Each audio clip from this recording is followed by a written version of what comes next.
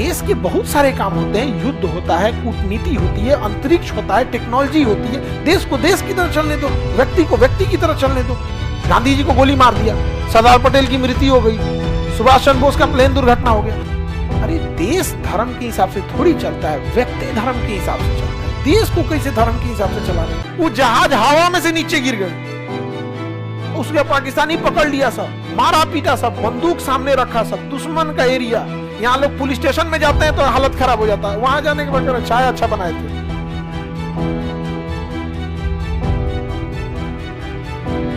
हमारा जब देश आजाद हुआ तो उस समय हमारे यहाँ बहुत सारे नेता थे, सुभाष चंद्र बोस, चंद्रशेखर आजाद, भगत सिंह, ये लोग तो शुरुआती दौर में थी, सरदार पटेल, मौलाना अबुल कलाम आजाद, जवाहरलाल नेहरू, गांधी जी, चक्रवर्ती राजगोपालाचारी, राजेंद्र प्रसाद, भीमराव अंबेडकर साहब।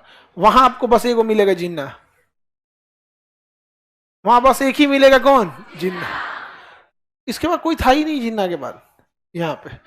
तो यहाँ जिन्ना ने निर्माण कर दिया पाकिस्तान का, क्या सोच के किया, अब क्या हो गया। यहाँ पे हमारा संविधान बनाने के लिए 3 साल टाइम दिया गया, और हम लोग का संविधान 1949 को बना और 1950 को लागू हो गया। लेकिन इस 3 साल के इस दौरान कोई सरकार नहीं थी, समझा गया कि नहीं? उसे अंतरिम सरकार कहते हैं, कोई सरकार नहीं थी।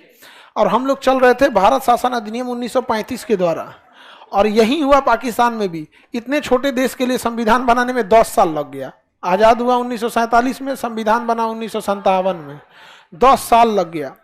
अब देखिए विडंबना कहां से चालू होती है। 10 साल संविधान बनाने में लग गया, कोई नियम कानून बचा नहीं, और जिन्ना मर गया, टीबी हो गया था उसको ओकरे चक्कर में जल्दी जल्दी विभाजन हुआ, नहीं तो जिन्ना मर गया रहा, कोई आता ही नहीं यहाँ पे। जिन्ना मर गया। यहाँ पे भारत में एक कंपनी है विप्रो, अजीम प्रेम जी, उनके पिताजी मोहम्मद प्रेम जी। जिन्ना ने कहा कि आप पाकिस्तान आ जाइए, भारत में क्या कर रहे हैं, एक व्यापारी तो हैं, बिजनेस तो कर रहे हैं, कोई पद है आपके पास, हम आपको वित्त मंत्री बना देंगे, फाइनेंस मिनिस्टर बना देंगे। उन्होंने कहा कि हम जिस देश से जन्म लिए, इस देश को हम कैसे छोड़ दें एक वित्त मंत्री पद के लिए। उन्होंने इनकार कर दिया। आज उन्हीं के बेटे अजीम प्रेम जी प्रतिदिन 22 करोड़ दान देते हैं। हाँ, कमाते कितना होंगे सोच लो। प्रतिदिन शिक्षा के लिए, महिला शिक्षा के लिए उनकी एनजीओ वगैरह चलते। रतन टाटा हो गए, अजीम प्रेम जी हो गए, ऐसे हजारों दानवीर भरे हुए हैं भारत में। और जिन्ना के मुंह पे इससे बड़ा तमाचा क्या हो सकता है। तुम इसको लगा कि मुस्लिम के बदौलत इनको लेके चले जाएंगे, समझा गया। जिन्ना को ये लगता था कि जब विभाजन होगा तो सारे मुस्लिम उधर चले जाएंगे। अरे सारे अनपढ़ थोड़ी हैं, नहीं समझा तुम लोग? सारे मुसलमान कैसे जा सकते हैं वहां पे? जो पढ़े लिखे वो नहीं जाएंगे, पढ़े लिखे नहीं जाएंगे यहाँ पे। बाकी जिनका जो थे सब वो चले गए। तो निर्माण ही हुआ गधों से, तो आज भी भुगत रहे हैं यहाँ पे। जब निर्माण हुआ ही यहाँ से, तो आज भी भुगत रहे हैं कि नहीं भुगत रहे हैं? चल गया वहां पे जिन्ना लेके, और यहाँ से कोई गया नहीं। जिन्ना मर गया, संविधान बना नहीं, चलाएगा कौन? खत्म कहानी। अब खुद सोचिए कि कोई बच्चा मैट्रिक में, कोई इंटर में है, उसके माता पिता दोनों मृत्यु हो गई, वो कहाँ जाएगा? वो भविष्य चौपट हो जाएगा कि नहीं? दादा दादी माता पिता सब चलेगा तो भविष्य चौपट हो जाएगा। यही हुआ किसके साथ? पाकिस्तान के साथ। हमारे साथ भी हुआ सेम कंडीशन। गांधी जी को गोली मार दिया, सरदार पटेल की मृत्यु हो गई, सुभाष चंद्र बोस का प्लेन दुर्घटना हो गया, लेकिन हमारे पास अथाह लोग थे। अंबेडकर साहब थे, संविधान को कुछ होने ही नहीं दिया, चढ़ के संविधान लिखा कि आज ले संविधान देख रहे हैं। सुप्रीम कोर्ट ने एसबीआई को कहा, स्टेट बैंक ऑफ इंडिया को, कि हमको 6 मास तक सारा चंदा का हिसाब दो। तो एसबीआई कह रहा है कि लंच के बाद आना। एसबीआई क्या बोला? कह रहा है कि जून में देंगे हम।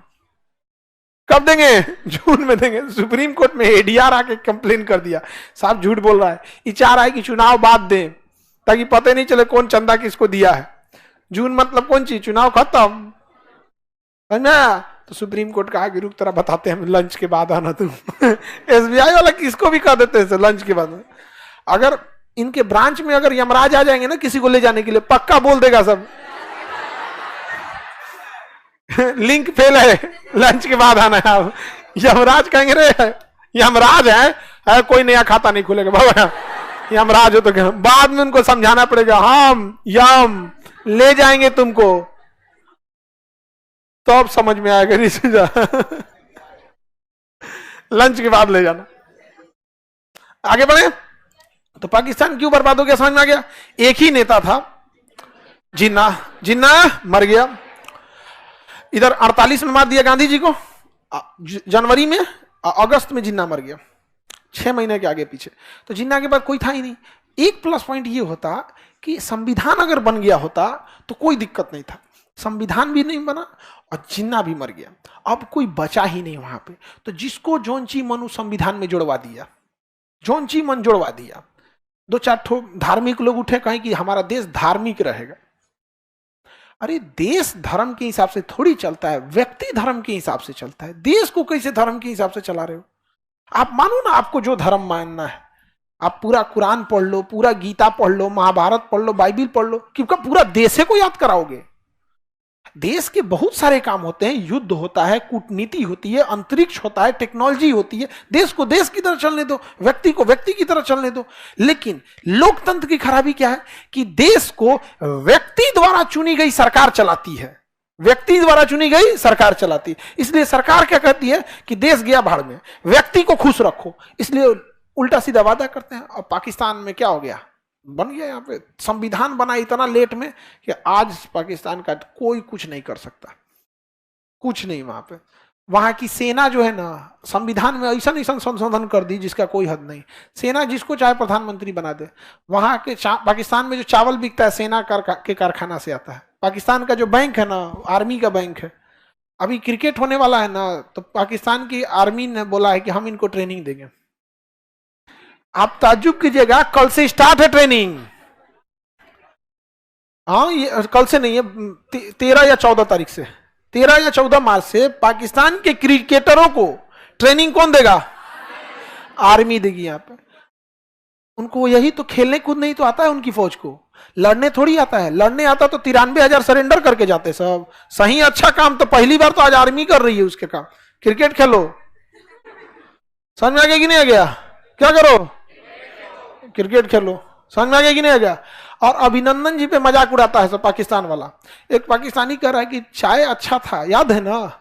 हम कहे यार तुम उस अभिनंदन जो पायलट गिरे थे पाकिस्तान में, उस इंसान का हौसला देखो, सामने बंदूक रखा हुआ है, दुश्मन देश में गिरे हुए हैं, उसके बाद भी कह रहा है चाय अच्छा है। मतलब यार जान से ज्यादा की जान की उनके लिए मृत्यु मतलब क्या? कुछ नहीं, चाय ठीक दिया है। आप सोचो, तुम तो चाय के जगह तुम पेशाब कर देता भारत में।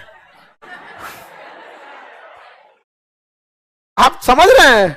उस इंसान को जिसके सामने मृत्यु खड़ी हो, बंदूक लगा हो, बम मारने गया, जहाज पे मिसाइल लग गया हो, हम लोग सीढ़ी से गिर जाते हैं तो 5 मिनट हाँपते हैं, अरे बाप 4 सीढ़ी से पिछला गिलो, मर गई लो तो बाप हो बाप। वो जहाज हवा में से नीचे गिर गए, उसके पाकिस्तानी पकड़ लिया, सब मारा पीटा, सब बंदूक सामने रखा, सब दुश्मन का एरिया। यहाँ लोग पुलिस स्टेशन में जाते हैं तो हालत खराब हो जाता है, वहां जाने के बाद चाय अच्छा बनाए थे। आप समझ रहे हैं? यहाँ पे आगे समझते हैं। तो पाकिस्तान की कैसे गलती हुई समझ में आ गया? पाकिस्तान का ज्योग्राफिकल लोकेशन बहुत अच्छा है। पाकिस्तान का ज्योग्राफिकल लोकेशन की वजह से इस इंडिया को इस पूरे एरिया से काट दिया उसने। अगर पाकिस्तान एक्सेस दे दे हमें जाने के लिए, हम यहां से ईरान, अफगानिस्तान, तुर्कमेनिस्तान, उज्बेकिस्तान, रूस, इराक, सऊदी अरब, कतर, ओमान, यूएई सब जगह जा सकते हैं। हर जगह के लिए बंद कर दिया। और दुनिया जो होती है पब्लिक, ये रोड ट्रांसपोर्टेशन को इजी समझता है, पैसे कम लगते हैं। एगो ट्रक लिया, लेके चल दिया, चेकिंग करा लो ट्रक में क्या सामान है क्या नहीं। यहाँ पे समझ में गया कि नहीं गया? ट्रक में चेकिंग कराने में कौन चीज आता है भाई? ट्रक में सामान किसका है, बस कुछ गड़बड़ होगा तुम दोहराओगे। ट्रक वालों को क्या मतलब है भाई? हमारा ट्रक है, लादा है जो उससे पूछिए, उसका जीएसटी नंबर होगा, कंपनी का नंबर होगा। अब जो लादा है उसको टेंशन है कि सोच रहा हमारा नाम गया इसमें, कुछ गड़बड़ हुआ तब तो उसको बंद करके सील मोहर मार देगा यहाँ पे कि अब हमारी जिम्मेदारी। सील टूट गया मतलब कोई बाहर से गड़बड़ किया। लोकेशन देख रहे हैं पाकिस्तान का, समझ में आ गया? बड़ी जबरदस्त बंद कर दिया हम लोग को चारों ओर से। इधर हमारा ही देश म्यांमार, इधर हमसे तोड़ दिया यहाँ पे।